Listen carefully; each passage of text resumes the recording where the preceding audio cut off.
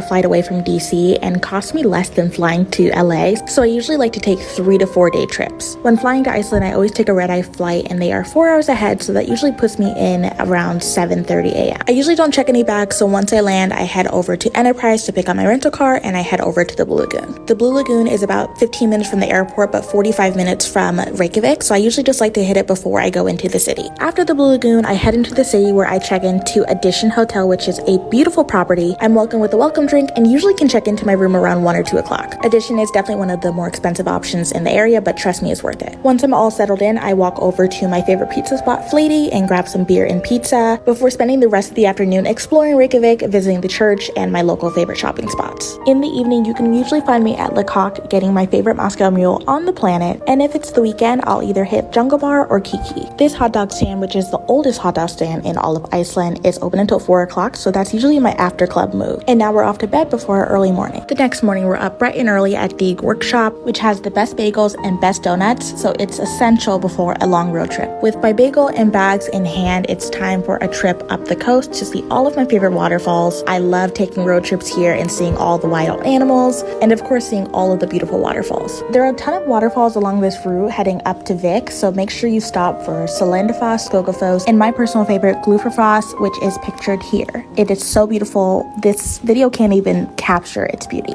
By this point, you're about 2.5 to 3 hours outside of Reykjavik, so I would recommend spending the night in this area at Hotel Krea. Hotel Krea is super close to the Black Sand Beach, and it's just a really nice central location. When I stay in Vik overnight, I usually like to do a tour the next day. Last time I stayed in Vik, I did a glacier tour, and it was such an amazing experience. The next day, I'll make my way back down to Reykjavik, which will take me around 2.5 to 3 hours, and I'll check into Exeter Hotel, where Deeg and Le Coq are both located. Less than a 10-minute walk away from Exeter is Valdi's Ice Cream. I would highly recommend trying the rye bread ice cream and licorice ice cream, which are both very popular in Iceland. Assuming that this is my last night in Iceland, I will go and grab all of my souvenirs. There's a ton of shopping in downtown Reykjavik, and there's also